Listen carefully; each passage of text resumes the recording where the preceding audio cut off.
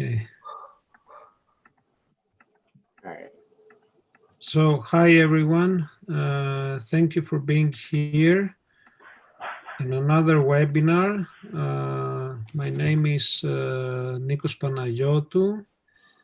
I am an associate professor at School of Journalism and Mass Media Communication at Aristotle University and in charge of Digital Communication Network, Southeast Europe Hub, based in Thessaloniki. Today's webinar is co-organized with World Learning Digital Communication Network, which is funded from State Department Citizens Exchange Office, whom we really thank for supporting this initiative. This webinar is among a series that we have launched on mid of March, actually. And thanks to our speakers and thanks to you, actually, we continue organizing and attracting a lot of attention. Today, we will actually have a round table with distinguished speakers from all over the world with a very interesting topic, which is that of mobile journalism. And I would just before introducing our speakers, whom are really, we are thankful for accepting our invitation, I would like to remind you that each speaker will speak about 5 to 7 minutes, and you can post your questions on the chat room in order to be able to bring them to the speakers. I would also like you to mute your microphones in order not to have any background voices that will not allow the discussion to go on. So if you would all mute your microphones would be ideal. So I will now introduce our speakers, and with the following order. It is Corinne Podger, which is from Australia. Corinne is well known in mobile journalism, an expert and the initiator of very interesting events, and also a lecturer in the university. Then we have Sumaiya Omar, which is co-founder and CEO of #OurStories from South Africa. The next speaker is Tena Perisin, which is a professor at journalism department at Zagreb University in Croatia. Then it is Emmanuel Yegon, which is the co-founder and communication director of Mobile Journalism Africa, a very important initiative from Kenya. And we have with us Florian Schmitz, which is Deutsche Welle correspondent based in Greece.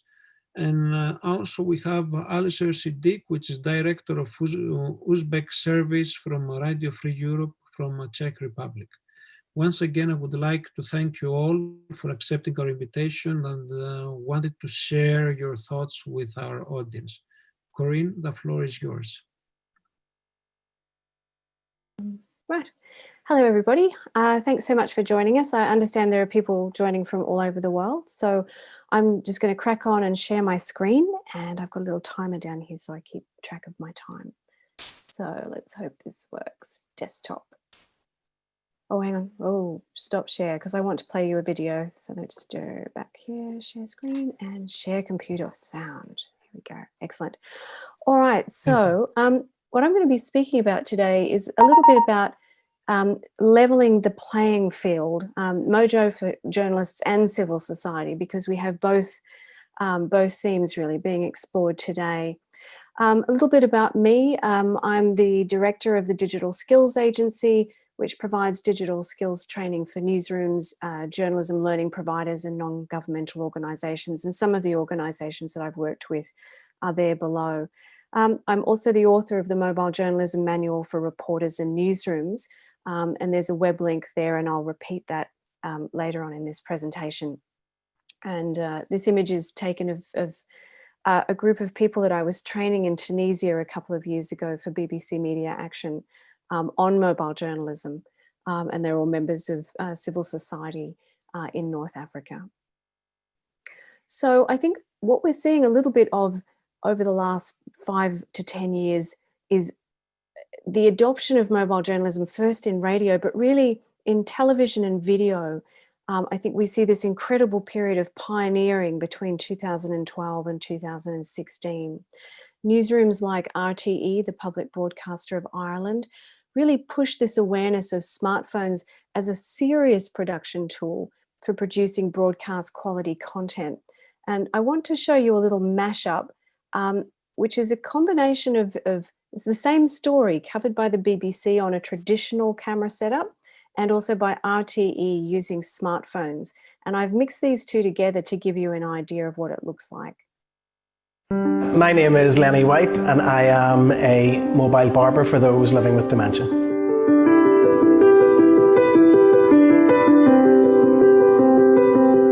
It's a pop-up barber shop where it's very sensory. The likes of the jukebox, I play music, and that's very good for people who are living with dementia to sing along to the music. It brings back different memories from times gone by.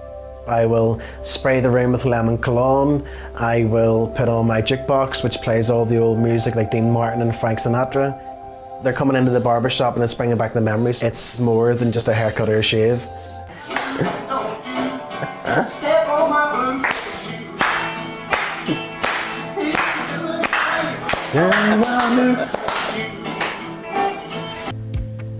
There's so many men living with dementia that find it hard getting to the barber shop. So this service is much needed. So the point in sharing those two pieces of video, the landscape video was filmed on a traditional camera setup and the square video was cut for social using and filmed entirely on smartphones and edited on smartphones. And I think it really changes what we think is possible with a smartphone. That was made a few years ago. Then if we come forward a few years to sort of 2017 to 19, we start to see the emergence of MoJo first newsrooms. So NDTV in India partnered up with Samsung and at scale adopted smartphones across large parts of the business. They standardized their kits, partnered up with smartphone companies. And what we've also seen is other newsrooms like FBC, which is the public broadcaster in Fiji, or ABC here in Australia, or the BBC, augmenting traditional kit with mobile journalism. Now, what we've seen this year is because of this period of time where people have had to work from home, this post-COVID period, I think we're seeing MoJo acceptance by everybody. Many content creators are having to work at their house, and it's made this unprecedented opportunity for mobile journalism in newsrooms as well as NGOs and in traditional filmmaking. This image on the left here is of Della Rani, who's an Australian broadcaster, and that's her setup at home. And perhaps you might have seen on the right-hand side, you might see on the right-hand side there was a short film made with Helena Bonham Carter and Sam Neill, all made on a phone a couple of weeks ago. So a few things about training. I've been teaching for about 8 years. And what I've seen is that smartphones make storytelling fairer. It's affordable, it's accessible to everybody because we all own the device. It gives us these opportunities for very low cost, accessible, professional development, and also low cost pilots and cheap upscaling, and it's very inclusive. What we've also seen is that the drivers of innovation are quite different. So in developed countries, individual experimentation has driven piecemeal the adoption of MoJo. In developing countries and civil society, it's a necessity because it's a highly affordable method of production. But then during this pandemic period, it's become global and universal. And I think we're really seeing a shift in what we see as mobile journalism and the acceptance of mobile journalism. Quickly, training challenges in mobile journalism and community journalism, if you like. It's still fairly new and it's constantly changing.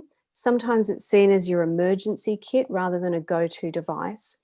People often don't identify themselves as MoJos. They don't often say, I made this with a phone, so it can make tracking best practice quite difficult.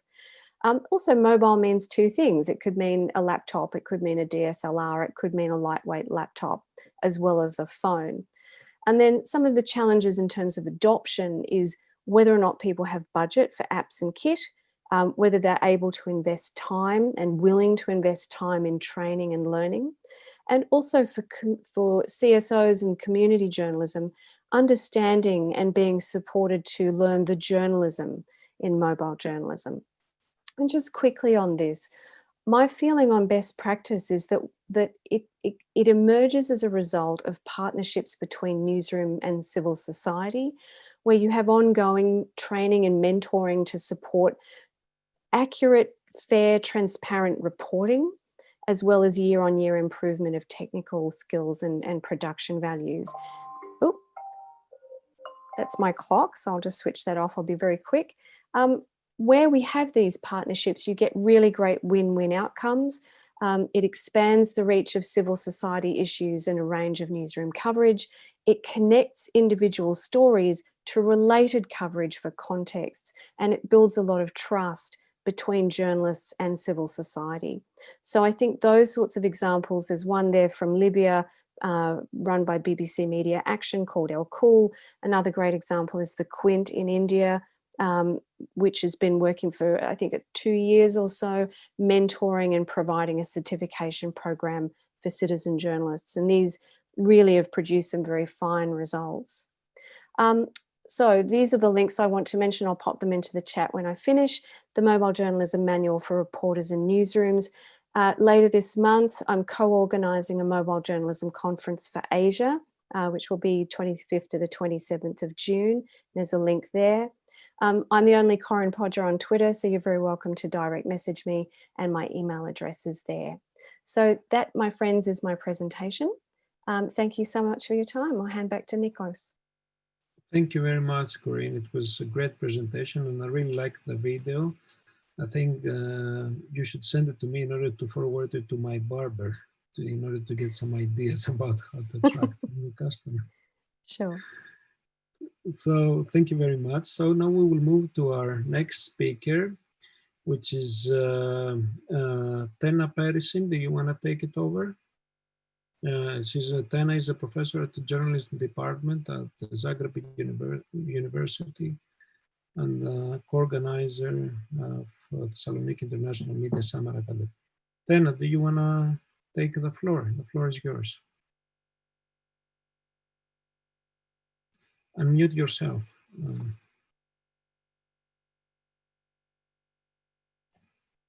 Asking if I can share my presentation.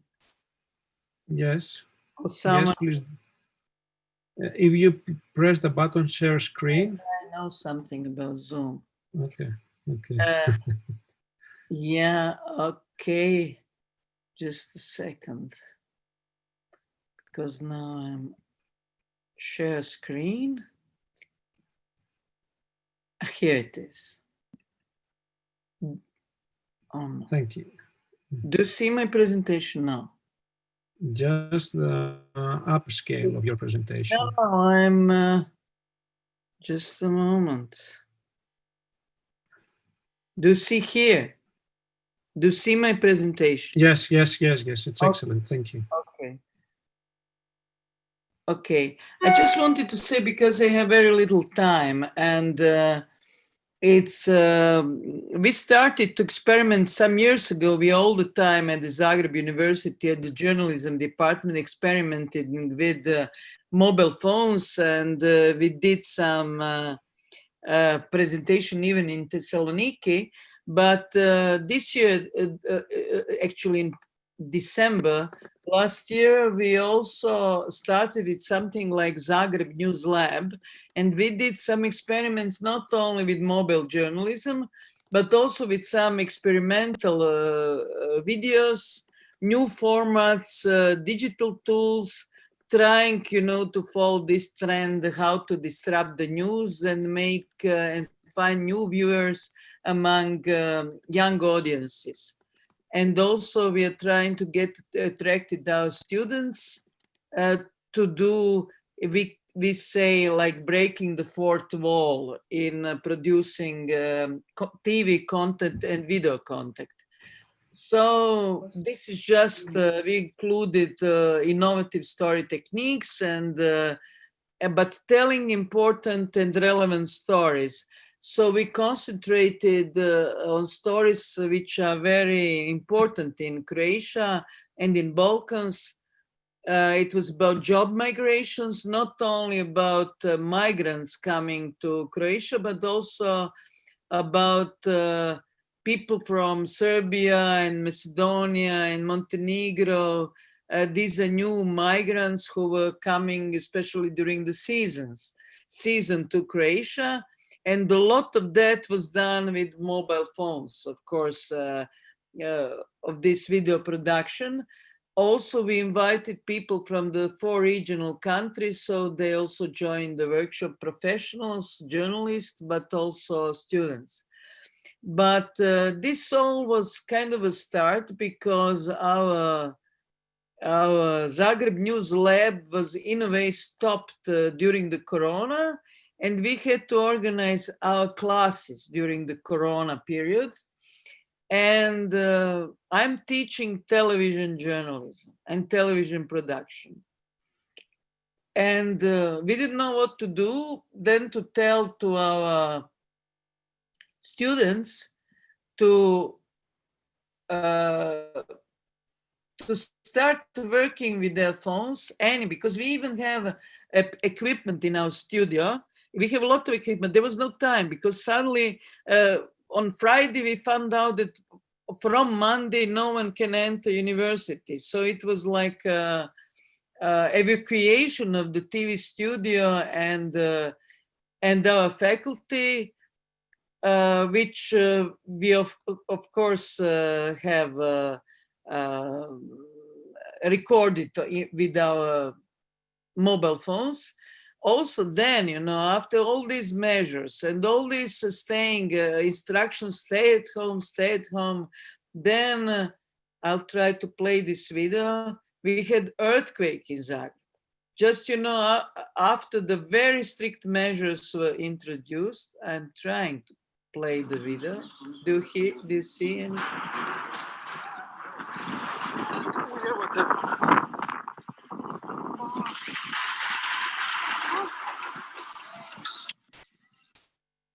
So this was a shot taken by our student just near our university, because there were like 2 earthquakes within half an hour. And it was really something, saying to people, stay at home, and then everybody went out because of the earthquake, because another instruction was go out as quickly as you can and stay outside. Just a moment, I stop. Okay. Then, you know, we filmed, there was in Zagreb University was a place where we had a lot of Erasmus students. So we asked them which enrolled my class and what could they do? I told them the same thing, you know, use your mobile and film whatever. So we have here John Munoa, a Spanish student, who was studying in Zagreb. I left Zagreb. You can hear. Honestly, at the beginning of the coronavirus crisis, I didn't expect to come back because I wanted to stay in Croatia and the situation in Spain was much worse. But then suddenly the unexpected earthquake happened. Je bio jačine 5,5 That's po our Richteru. prime minister saying Ovo that he je used some najjači video. potres u Zagrebu u zadnjih 140 godina. So, Jači potres je bio 1880. So we had a very big earthquake, the worst since 1880. So in this situation, our students continued filming. And not only that, during the Corona, we had international students' stories, but we also were trying to contact our students who were all over Europe. So one girl, one of our female students, actually did 15 minutes MoJo documentary about her coming home, because she was already she wanted to stay in Spain, but at one point a plane was organized to pick up all the students from the Spanish cities and all Croatian citizens. And they were coming home. And she filmed herself, filmed everything on her way. The story is really dramatic because she had to come from Pamplona to Madrid. She couldn't find where to sleep because everything was closed. And I think it's 15 minutes, which is really, really strong video, only done by her phone. Then we had more beautiful stories with our students. We told them to be as creative as they can. For example, we have students living on the most beautiful islands in Croatia. And this is in Croatian, but so I will not tell you, but we had many of these stories. Finally, we saw how all these beautiful tourist resorts look during the winter, which is almost like during Corona, because during winter, there's no in these beautiful tourist places. Our students followed everyday topics like how market enforce safety measures, also positive and negative effects of isolations. We made our students film everything what they do during the isolation time. From doing sports or doing some other innovative things or doing even some classic things like cooking, but we let them do whatever they wanted. The only thing that we controlled is how they were doing, because sometimes we asked them to check their videos, we were telling them about their visual storytelling, about how they, about the shots and plans. And so this is also interesting a topic. A lot of students did stories about online education, not only at our university, but for example, how the students of medicines did that. But for example, this is a very interesting video, because where we see that our students, my students, what they do during my lectures, you know, in their places, sleeping while they're listening to my lecture, and practicing and muting their microphone and working, doing other things. So finally I found truth, you know.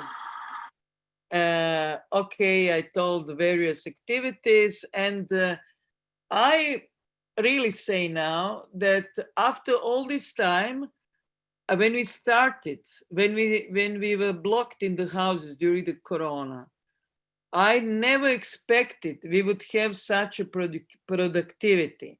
And what only I would just, this is a final. What I found, we were better. My students have a program show, TV show on Zagreb public television every week, half an hour. And they asked if we could continue. We continued with these videos, and then we found out that all the main TV stations were using, you know, Zooms and mobile phones and similar things to have to produce a content. And in some way, our students did much better and more innovative content, and really topics were extremely various. Thank you. Thank you very much, Tena. It is an impressive work done from your students, really amazing. And I think it could be highlighted as one of the positive consequences of the COVID-19 that intrigued us to work much more. So our next speaker will be Emmanuel Yegon. He's the co-founder and communication director of Mobile Journalism Africa from Kenya. As you can see from the comments in the chat section, there are a lot of people from the region, and mobile journalism, it is in demand in Africa, and very well promoted and used. Emmanuel, the floor is yours.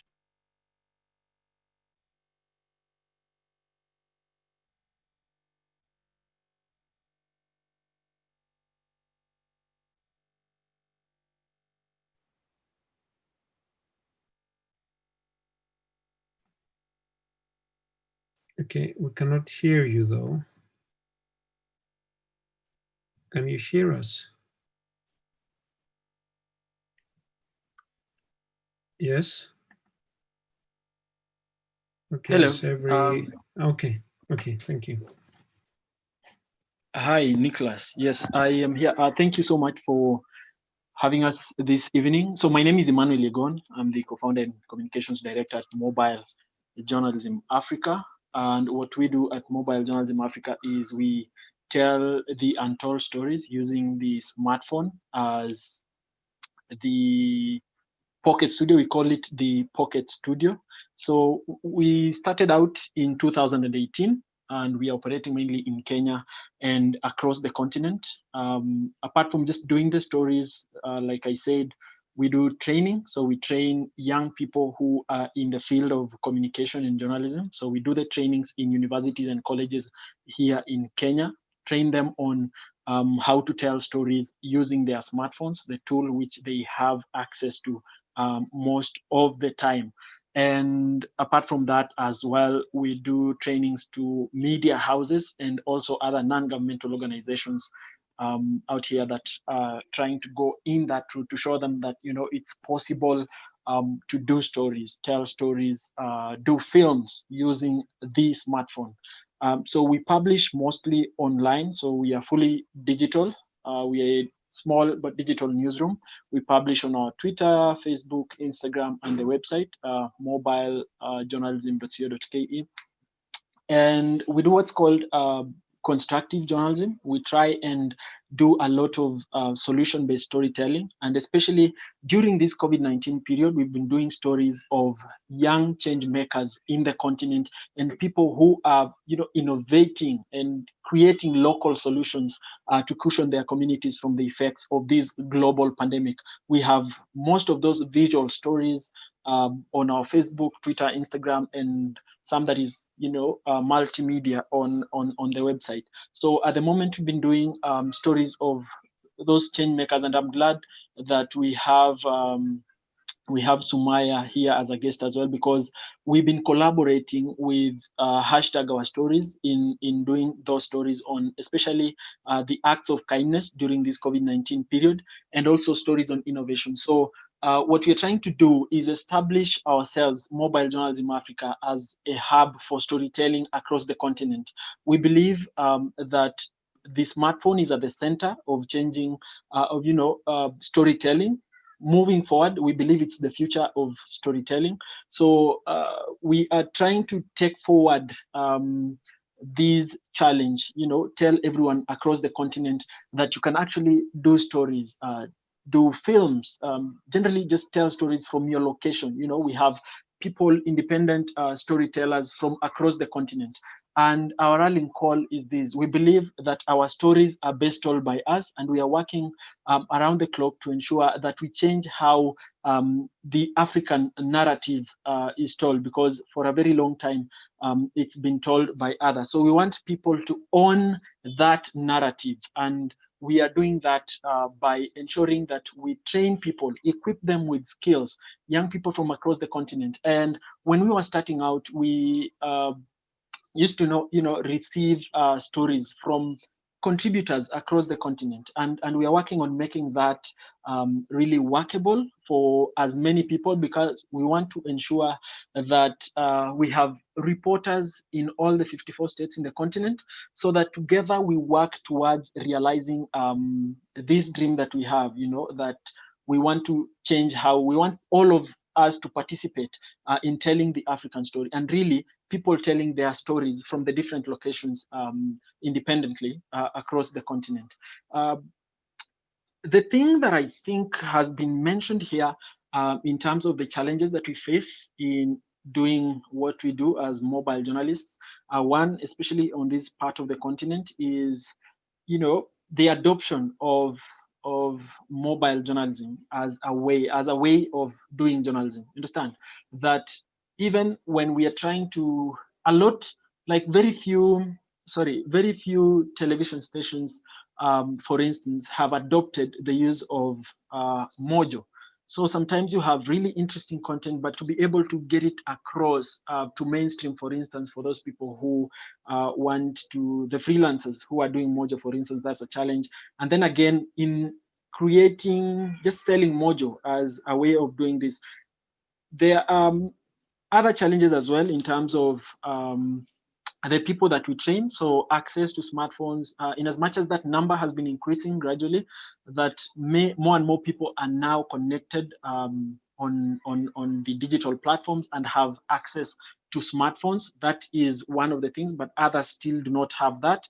But that is something that we appreciate, the fact that, you know, that number is growing, and more people are now more interested in learning how to do stories using their smartphones.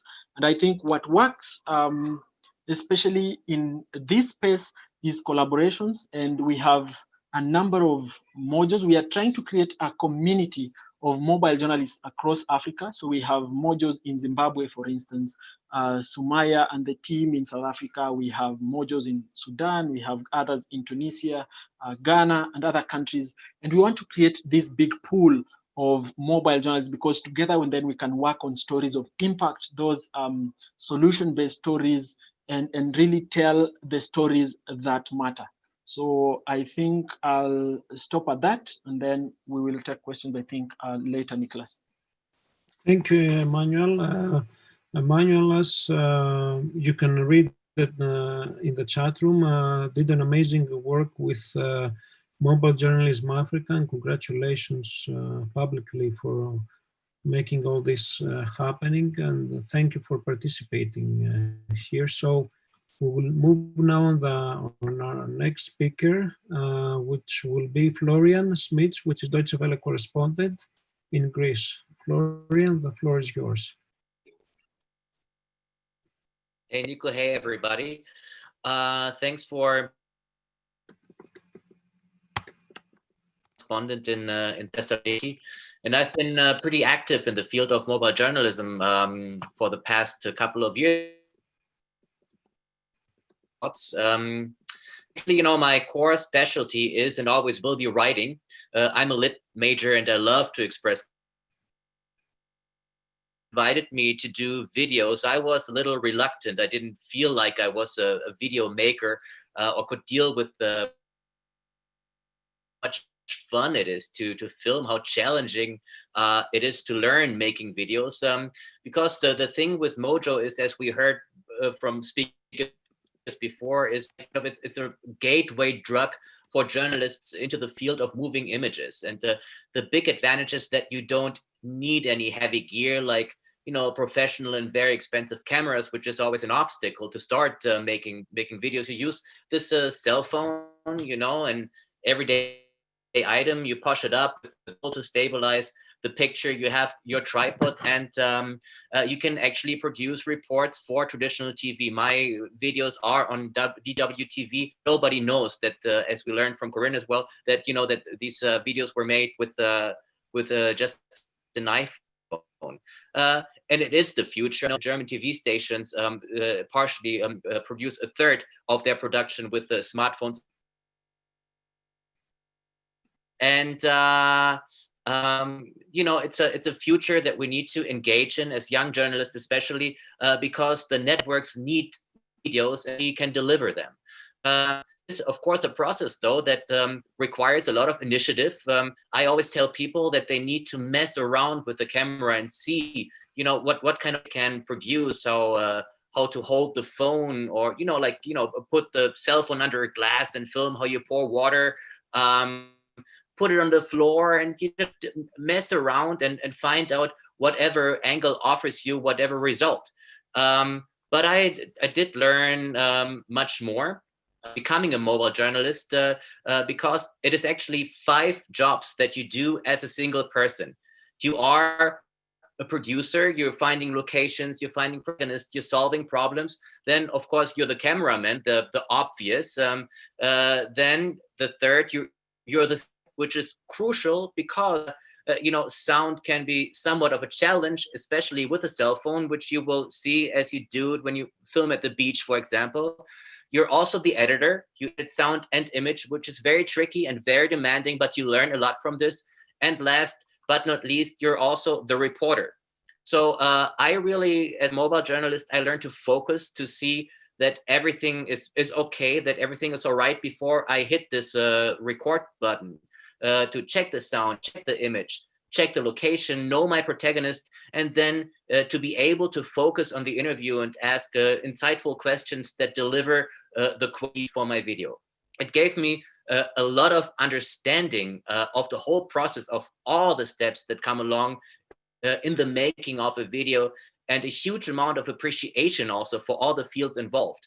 I never had the time to be this arrogant reporter who wouldn't talk to a sound assistant or the cameraman. I know what it takes as a mobile journalist to see that the sound is okay, to see that the image is okay.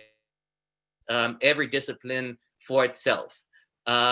So gaining, it's important, I think, to gain this appreciation by doing all of this, by having to solve problems, by having to contact people, creating a network in order for you to learn how to film a sunrise with a cell phone, and how to solve sound issues when it's windy. And all of this together really shaped me into becoming a better journalist. I see videos differently, of course. Now I see when something has been done well, or when someone did a half-ass, but I also see the world differently. I see objects or situations, nature, whatever, and video. What do I need to do now with the camera? And since the focus on mobile journalism is mobile, you can just take out your phone and give it a try. And really, it has changed my writing as well, because you gain this new perspective. You see the world differently, and you need to learn how to tell a story in images, which is very important. You need to be alert. You need to be aware. You need to be up to date. You need to be in touch with others. So mobile journalism really helped to bring out, or let's maybe say to strengthen the journalist in me, because you're constantly forced to leave your comfort zone, out there, not miss that one image that you need, hunt this image, improve, impress, all of this. I'm glad to be a trainer for our DW project Balkan Booster that will have its 4th edition this year. We're very proud. It is one of the most successful DW projects right now, because we connect 2 things. We connect MoJo and cross-border journalism. And I live in are not really what they're supposed to be. There's a lot of restrictions.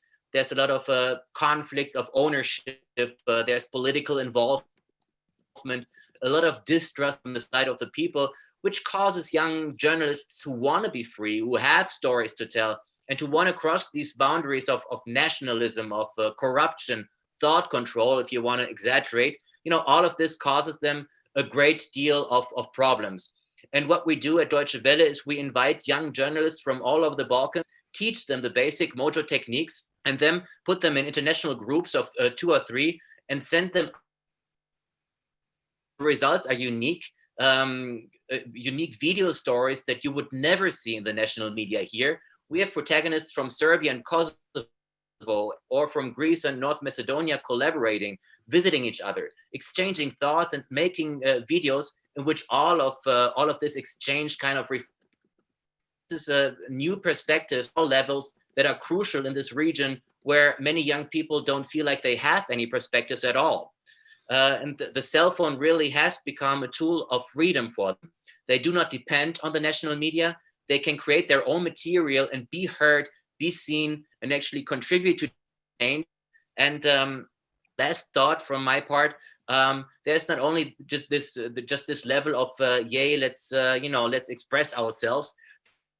also a financial aspect. Journalism is very competitive. It's very demanding. You have to be very quick. And nowadays, you have to be very versatile. You can't just write and expect that you make money out of this. And mobile journalism is a valid possibility to make money, which is also, of course, the goal of what you want to do when you work professionally as a journalist. You want to be paid. So mobile journalism gives you the chance to improve yourself, to improve techniques, to challenge yourself, inspired by the work of others, and create videos with starting point for you, and that websites and later on also TV stations cannot say no to. Thank you. Thank you very much, Florian. Florian is a foreign correspondent of Deutsche Welle, a major news organization, and it is a very interesting example of how mobile journalism is being integrated into news organizations as large as Deutsche Welle is. So we have seen perspectives from an individual reporting or small news reporting, but also how mobile journalism is being included in major news organizations. Having said that, I will move on to our next speaker, which is Sumaiya Omar. She's co-founder and CEO of #OurStories. Sumaiya is from South Africa. Sumaiya, thank you for being here with us, and the floor is yours. Thank you so much for having me. Thank you, Erin, for putting up the slides. I'm going to try and put my camera on, but okay, I'm just going to go ahead anyways. So I'm Sumaiya. I'm from #OurStories. You can go on to the next slide, please. So the UN Secretary General said about COVID-19, we cannot resort to the usual tools in such unusual times. The creativity of the response must match the unique nature of the crisis. And I think if there's one message that I will leave you with today, it's the fact that for the media landscape, COVID-19 and coronavirus wasn't just a chance for traditional media to experiment with UGC and with mobile journalism and with mobile reporting. They didn't have another choice. It was essential and often the only option to get stories and to get voices from what was happening around the world. Next slide, please. And at #OurStories, we've taken a camera-first approach, a first-person perspective, a look at the virus from the eyes of an ER doctor, a 19-year-old survivor, a funeral director. And we do that by training people to tell stories using mobile phones and wearable cameras.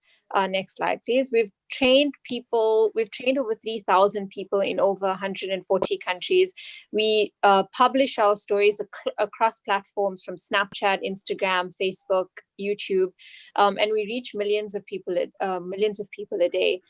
And we tell stories about people changing their world, perspectives into different people's lives, into the way that they are handling COVID-19, into the ways that they are taking the conversations forward around these topics. And we use not just mobile phones, but wearable cameras as well. Next slide, please.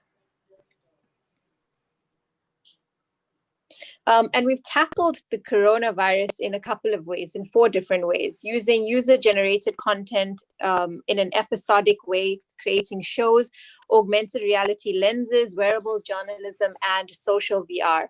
And when I say episodic, you can go to the next slide, please. Episodic user-generated content, I mean premium UGC. And we've done this in a number of ways, whether it was a collaboration we did with NBC in the US, where we did a number of stories with them, which was a curation of voices from around the world and from around the US. Next slide, please. One of those stories was around how people were spending their stimulus checks. So people were getting the $1,200 into their accounts, and we wanted to know how they would spend those checks. And so we did a curation. And you'll see from the video, you could just very quickly, I guess, play a bit of the video. You'll see that even though it's user-generated content, it's still packaged in a very episodic, in a show type of way. So even if you have shaky handheld footage, it doesn't mean that you need to have your output or your your package needs to be shaky and handheld. There's ways to package it to make it look a really premium and high quality. Next slide, please. We've also used it for stories where, to check your prejudice. We used it for this story on Asian Americans who are experiencing around the world racism when it comes to the virus, and they spoke out about the things that they're doing and their experiences with racism during the coronavirus. We've also used it. Next slide, please. We've also used it. We've also just done explainers on coronavirus, and I am not sure if you can play one of these videos. It should allow you to play it.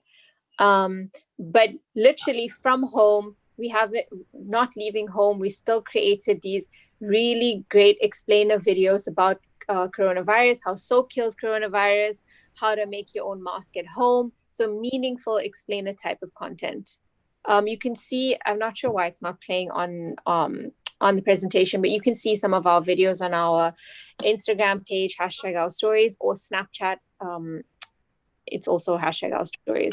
Next slide, please. Sorry, hold on, I gotta. So we've done a number of stories. So survivor stories. So from the perspective of survivors, of people living with someone who has COVID-19, where this guy was the only person in his family who tested positive, but he obviously had to self-isolate with his family, and what that was like. From the perspective of people who are immunocompromised, and they're higher risk than the average person, so what it's like for them to go out shopping, to go to get essentials and things like that, and what the coronavirus means to them and the precautions that they have to take. Also, a kind of welcome to my world moment where, this is their normal lives outside of coronavirus, and people are getting an insight into that. Next slide, please. And then we've also used AR lenses. We've used AR lenses to do a number of things. One, to train people so that we don't have to send them lengthy PDFs and things on how to tell their stories, but it's all baked into the camera. Next slide, please. Here's the number of examples where we've used it. The first one is, and I don't know, I'm not sure why the videos are not playing, but you can, if you go to Snapchat and if you scan these codes, you'll see what the lenses look like. But they range from storytelling lenses where it is guiding people and asking them questions and prompts on guiding them through their story, or it's providing them with context, it's providing them with factual data so that they can talk around that data. I mean, fake news and misinformation has been a big topic as well. So why not provide people with factual content through lenses, through the camera, where they can talk around that content, where they can talk to those facts. And then we've also, done lenses with where we've talked about the World Health Organization hygiene tips, the 5 tips on what you should do to try and prevent spreading and catching a coronavirus.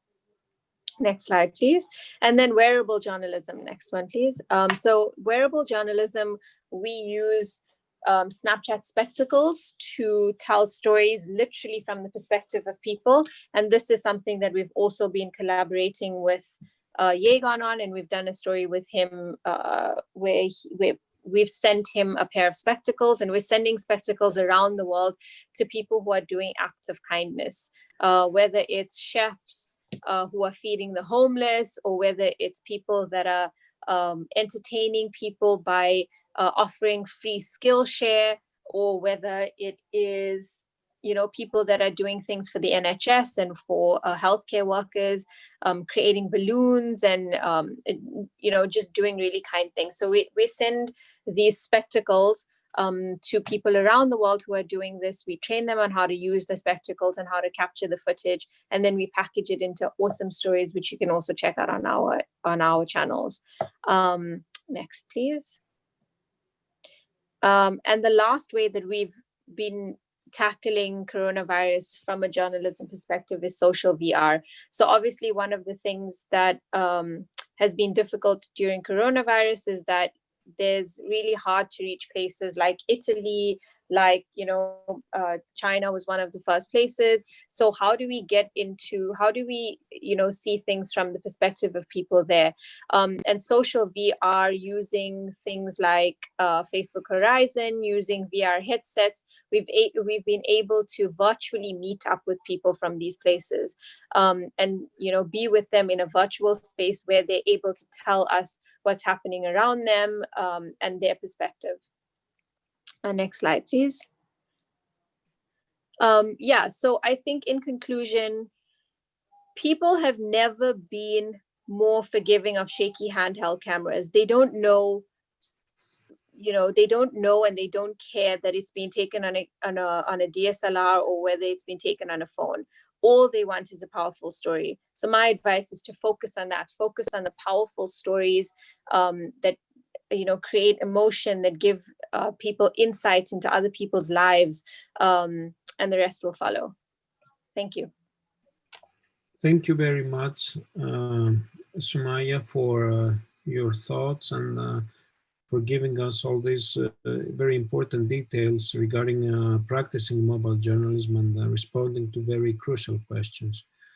Our next and last speaker before it is Alisher Siddique, which is director of Uzbek service of Radio Free Europe, based in Czech Republic. Alisher, thank you very much for accepting our invitation, and the floor is yours.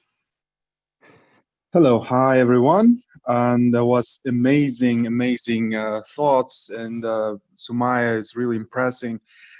Totally agree with her that the best footage comes not from professional cameras anymore, but from mobile phones, from the streets. And I'm also amazed at how we do similar things even without ever consulting with each other. It's like shows that like mobile technologies has the same trajectory that duplicates itself around the world, maybe like pyramids in Egypt and Mexico, you know. So we do the same things mostly, and you know, and as a final speaker, I don't know what to add to that, yeah, mainly. So, but I will tell you, in Uzbekistan, if I hope you know this country, we are conducting a very interesting experiment that we believe and see that changes people's lives and having huge impact on the media landscape and changing government's policies. So it's a very simple concept, very effective. You know, for us, mobile journalism is not about like reducing costs or I don't know, or you know, making something, you know, more friendly for people. It's about the last resort that we had in our hands. For us, it's a distance. It's the COVID-19 for Uzbek service never ended. So it's for us, it's an ever COVID-19 situation. So we are always based in Czech Republic, and we cover the problems that are 5,000 miles away from us. So because we're banned in Uzbekistan, it's authoritarian country. It does not allow you know, journalism, free media. So what we did, we completely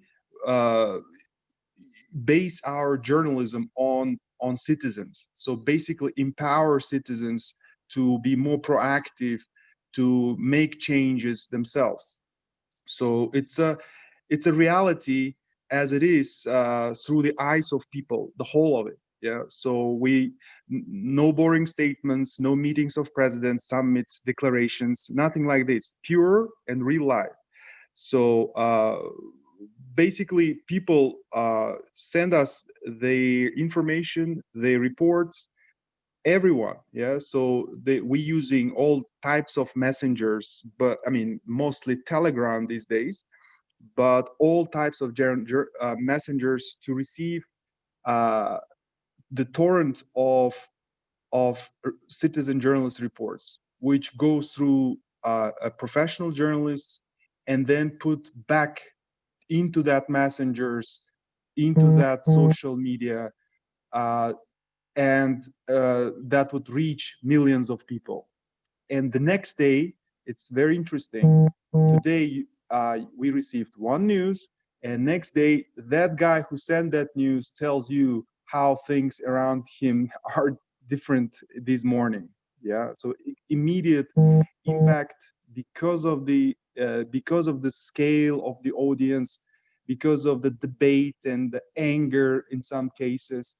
So it immediately, sends the waves across the social media in the country. And the next day, authorities, they would have to deal with this simple report that that person who sent never even thought it could happen around him.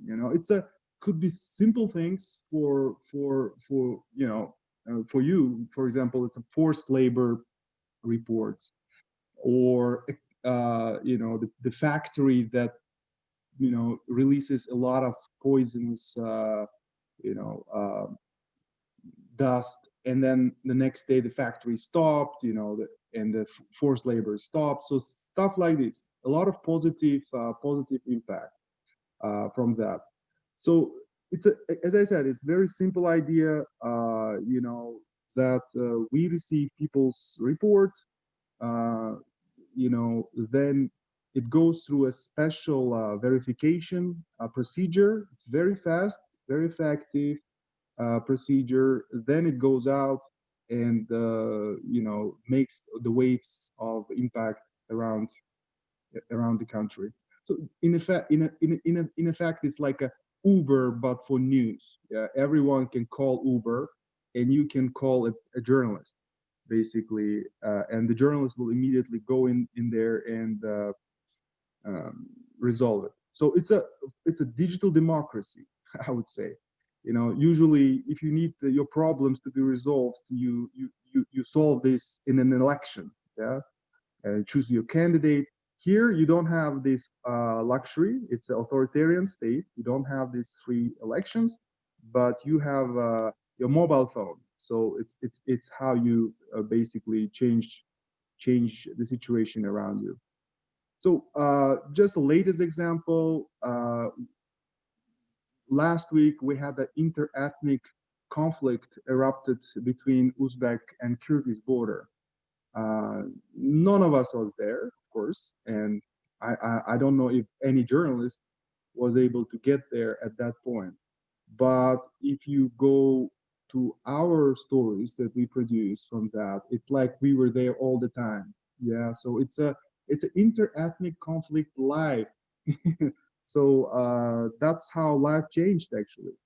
And whether we want to have more mobile journalism or we want less of it, it doesn't matter anymore. It's gonna be the reality, and the phones are getting better. Internet speed is improving. So basically, mobile journalism, citizen journalism, all this technology, and this is maybe a very well-known thing. I would say now, it's a can opener for any authoritarian regimes. We see the same thing happening in Iran, in Russia, in China, so around the globe. So more, if you need to know more, like in details, what we do, what's our verification process, how did we set up the biggest network of citizen journalists in Uzbekistan. It's like now around 60,000 people connected, and basically in every village we have 3 people. So, and it creates a sort of a very powerful gravity where no news escapes you anymore because you're getting bigger, because you're big, and because you're kind of fast and very effective.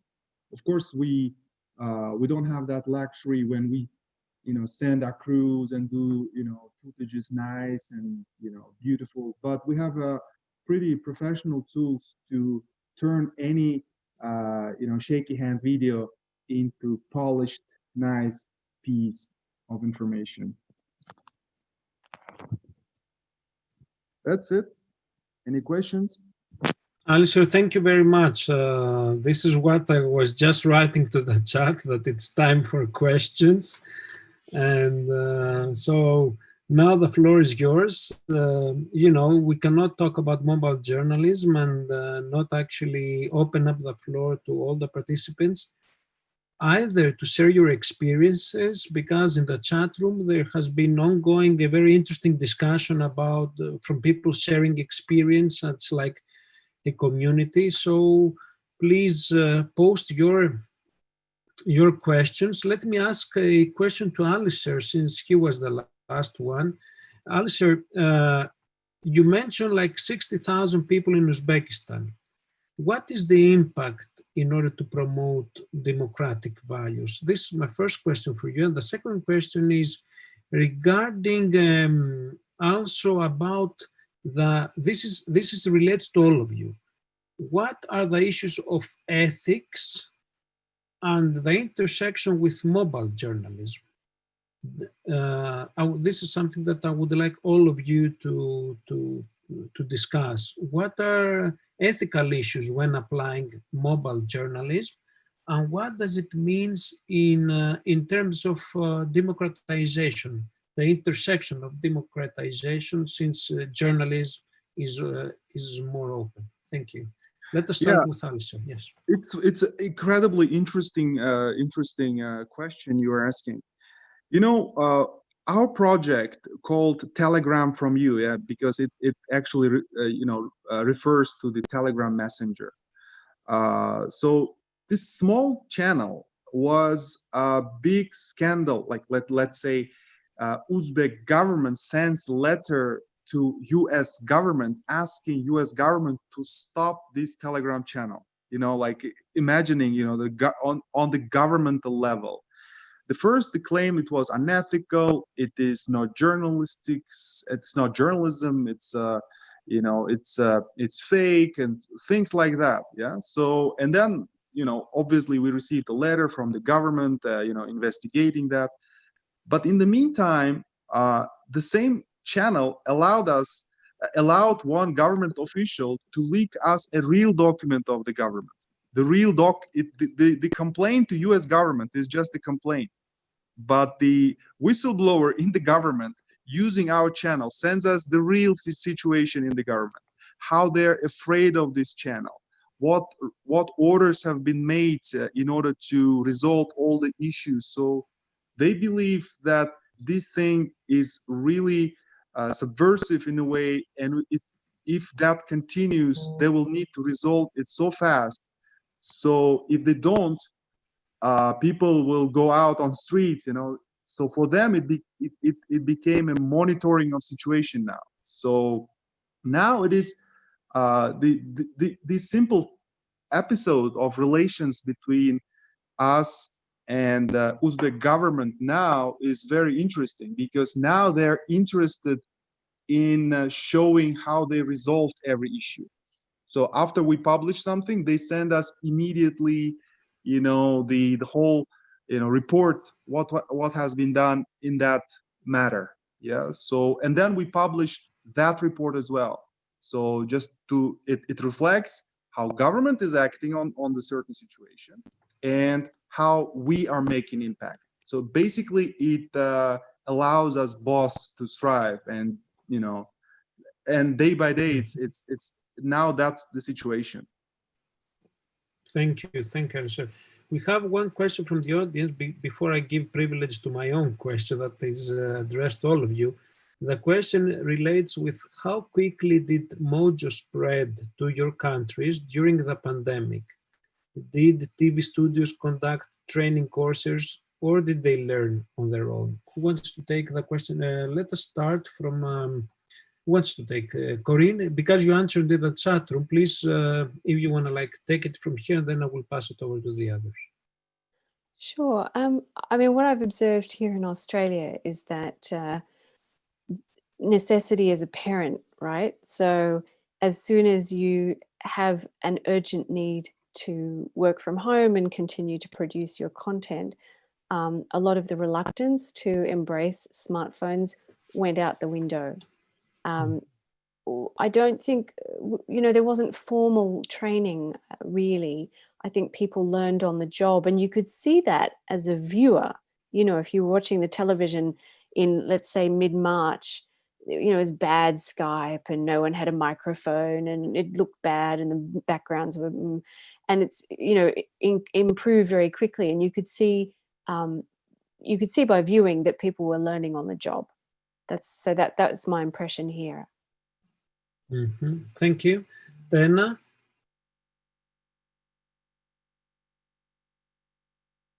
Unmute, Tena.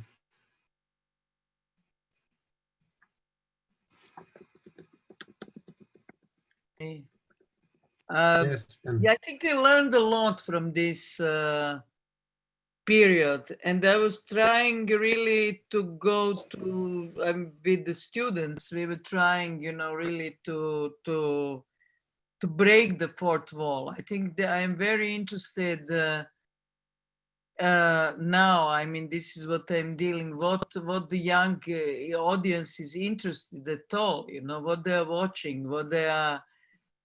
And I really think, they are interested in some relevant topics, but you have to find and approach them. I think this is the main issue, and I think it's a challenge that I didn't find an answer, but I think it's up to all of us.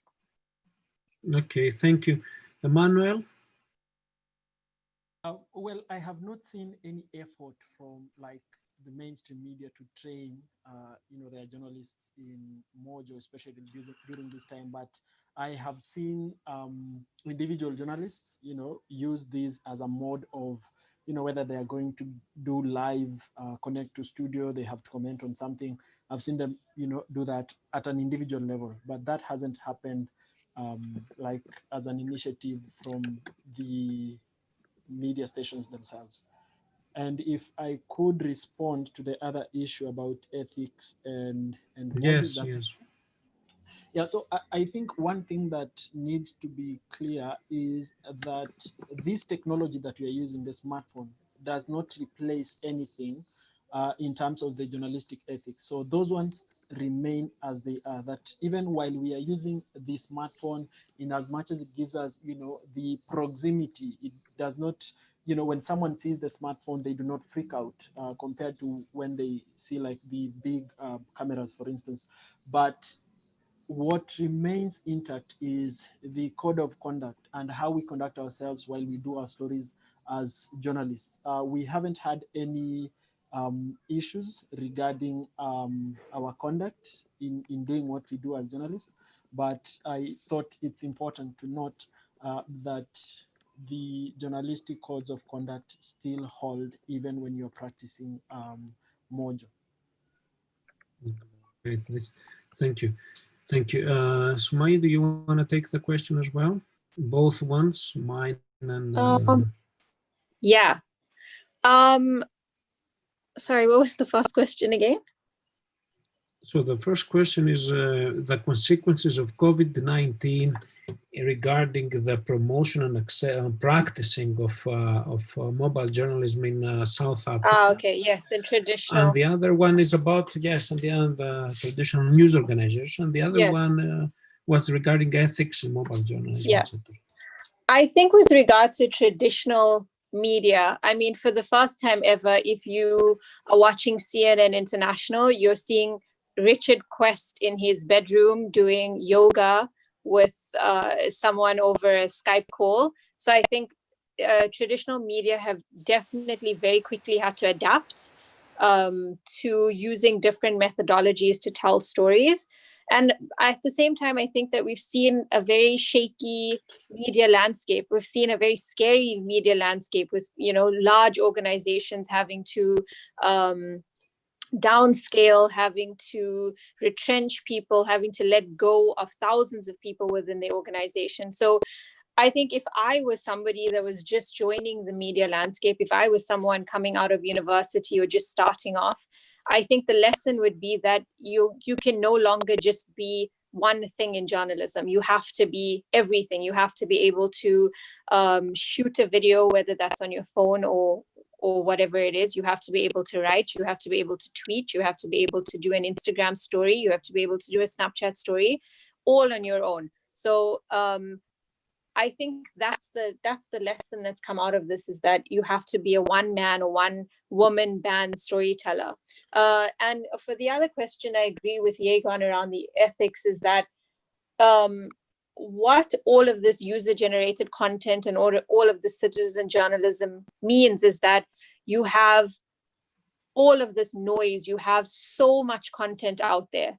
And the role of the journalist has changed, but the importance of the journalist has become even even more important, because we now have all of these voices. We have more voices than we've ever had access to, and it's our job to give context to those voices. It's our job to give the audience, especially young people who don't understand this, these bigger concepts, to give them the context of what's happening. And it's really difficult. It's a difficult thing to fact check and to verify user-generated content that's coming off the internet. There's lots of technologies now out there that help with that, but it doesn't take away from, good old-fashioned journalism.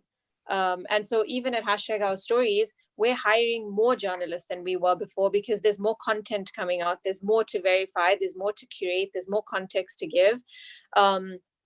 And so the journalist is more important than they've ever been.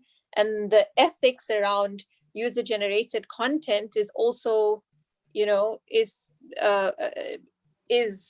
more important as well, in terms of how we take the journalism forward and how we give context to all of the stuff that's happening. Mm-hmm. Thank you. Florian, do you want to respond to the question? Sure. About COVID-19, we have a big focus on mobile journalism now. We try to teach people how to do that. So the response in Deutsche Welle was pretty quick. In Germany, in general, it's a little slow in keeping up with the pace in mobile journalism. And COVID-19 really become butt kicking in Germany to take out that cell phone and to start using it, and to not dismiss as an unprofessional tool, like a toy in a way. And about the ethics, I can only affirm what my colleague said here, that it's mobile journalism. So journalism is still the leading principle here. So it's highly important, especially in this flow of information that comes on YouTube, that we see on Facebook, which is not only giving people the possibility to constantly express their ideas, can also lead to unstabilizing democracies, right? Like, it's very difficult at the moment, as we see also in Greece with the situation in Turkey, the situation in Evros that we had, where footage was streamed that could not be verified at all. So we need to be, our role as journalists really is to remind people of the ethics, to use the networks that we have to confirm and to contextualize a context. We're not, as journalists, we inform and we don't share ideas, and this is the big difference, I guess, that we make here. And we will have to probably comment a lot on videos out there, right? Like, we need to. We got this footage, but we check this. Like, we talk to colleagues that we trust, and we can dismiss this information. We can verify this information. So it's crucial in this moment of constant flow of information, of a constant flow of ideas and of manipulation as well, to oversee what we deal with, and produce high quality content in terms of good storytelling, of fact checking, of finding topics that that allow people to discuss and not intimidate people, not not reduce content in a way. We need to keep our eyes very open and be fact checkers, basically. Thank you. Thank you, Florian. And thus give me actually the chance to go to a question asked from Yorgos Mitropoulos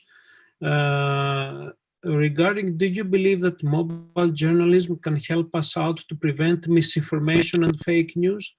Let us start with Corinne and then Alisher.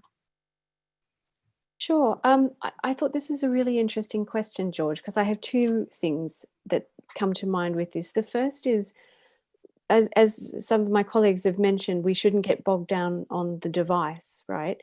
So right now I'm talking to you through a laptop, and then tomorrow I'll be using my laptop to mark student essays, and then next week I might be using it to edit a video. So, it's the device doesn't define the kind of journalism that you can produce or the process of tackling misinformation and fake news.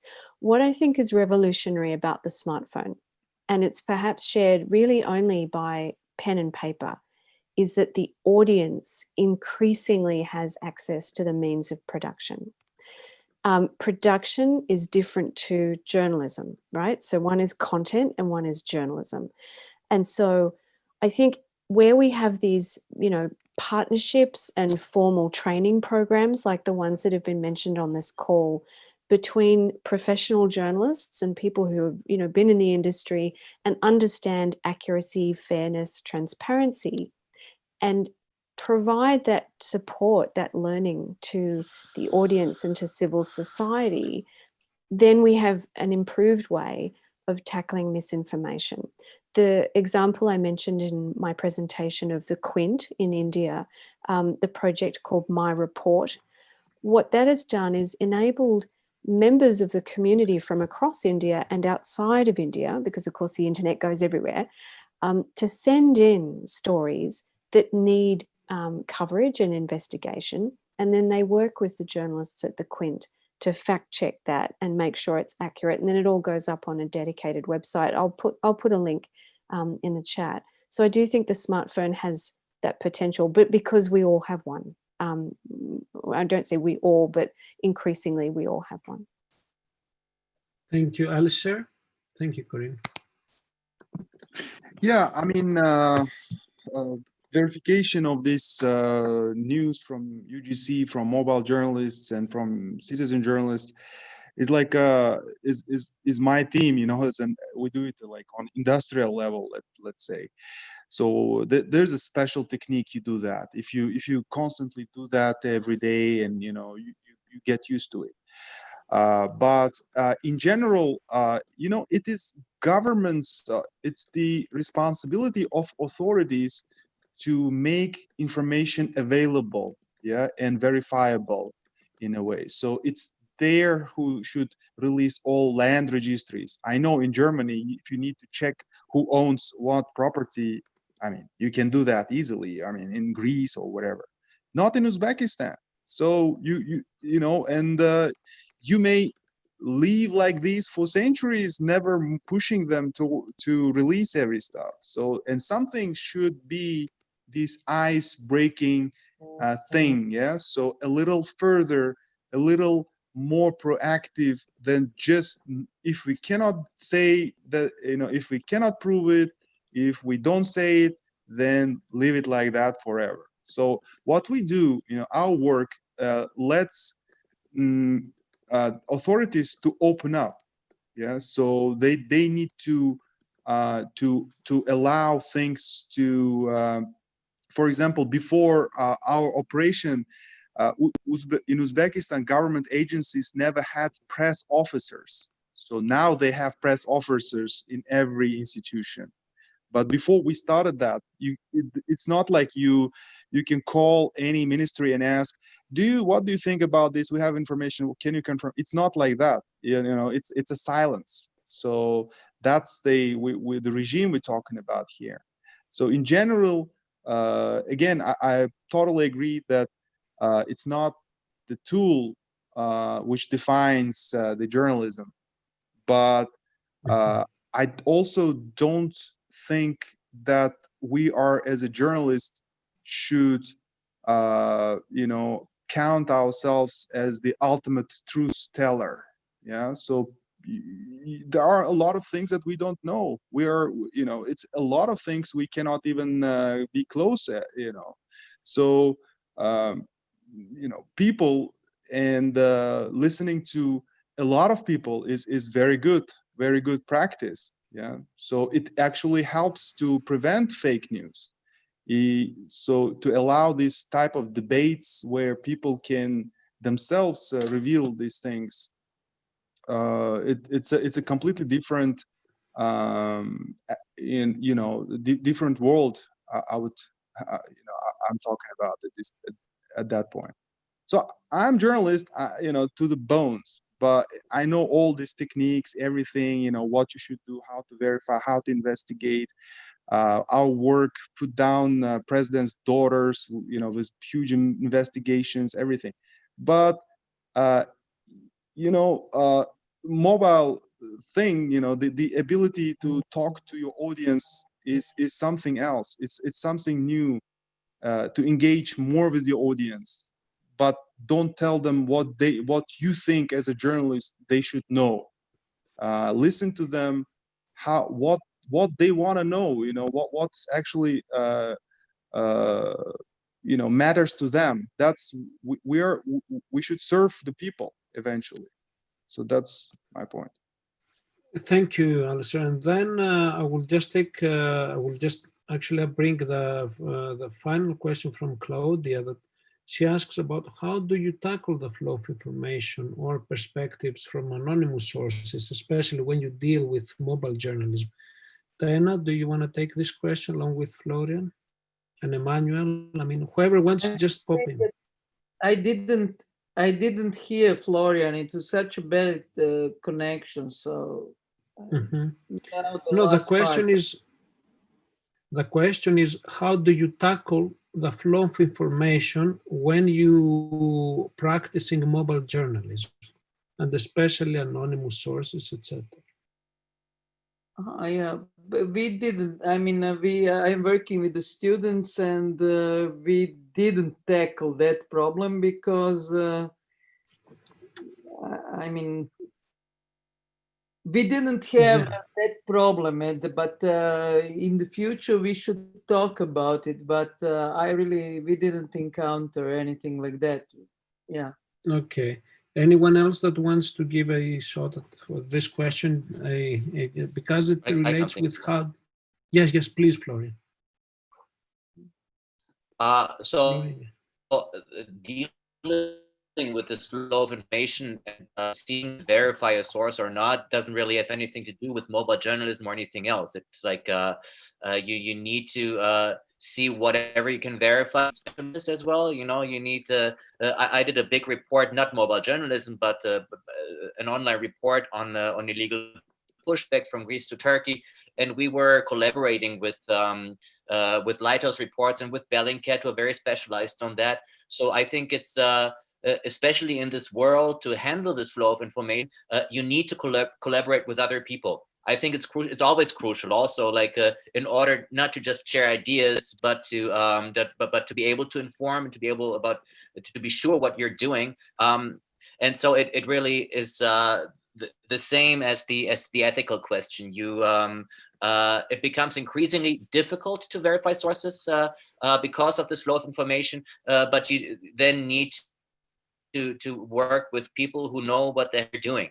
This is very important, and this is what makes us what makes journalism different, quality journalism different from an NGO sharing ideas, using mobile journal, like using the techniques of making a video for their website for sharing their ideas.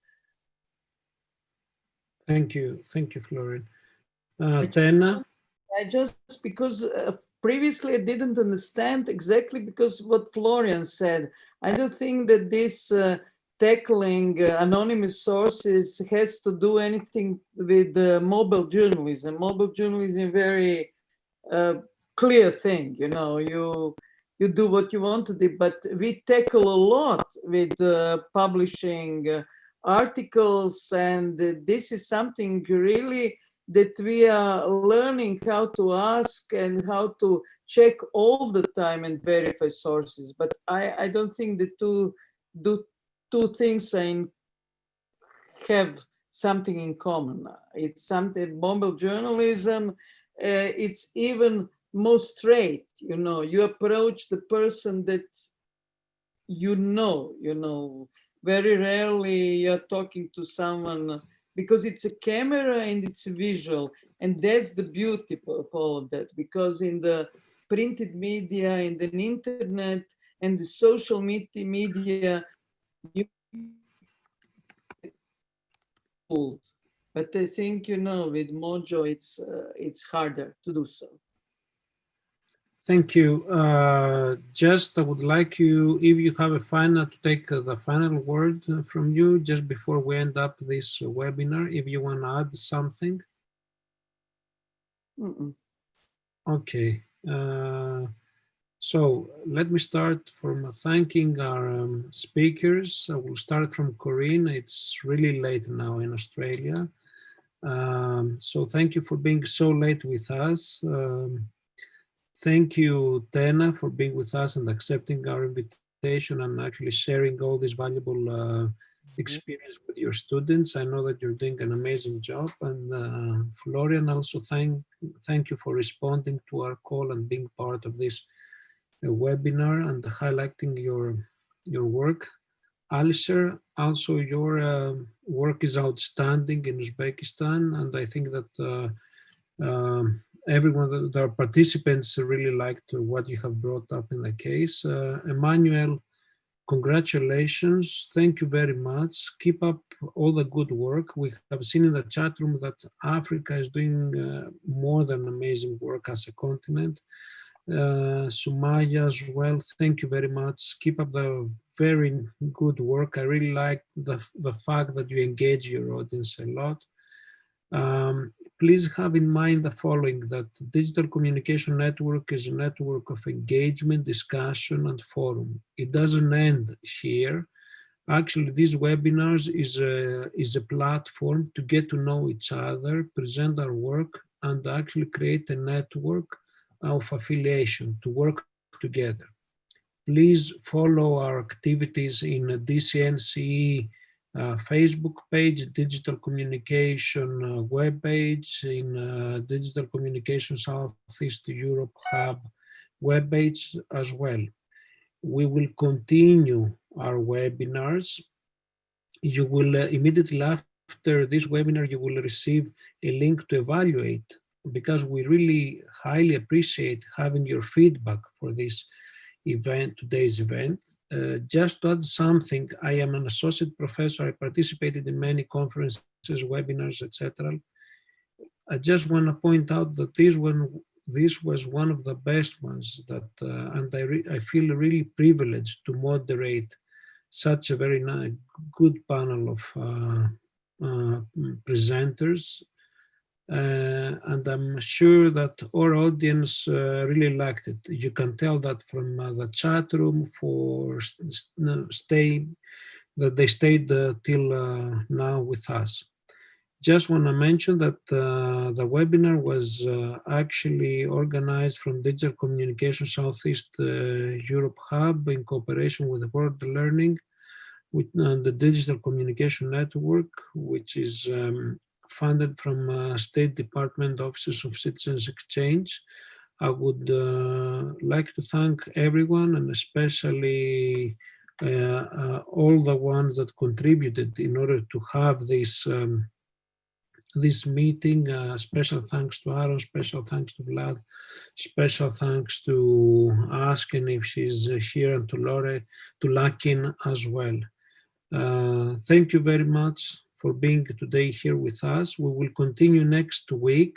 We will have a webinar regarding disinformation on next Wednesday, which will be part of a global event. And then from the week after, we will have webinars especially aiming at every continent. Don't miss the chance to be part of this effort that we're doing. Thank you very much. Bye-bye. Bye. Thanks, everybody. Bye. Bye. Thank you.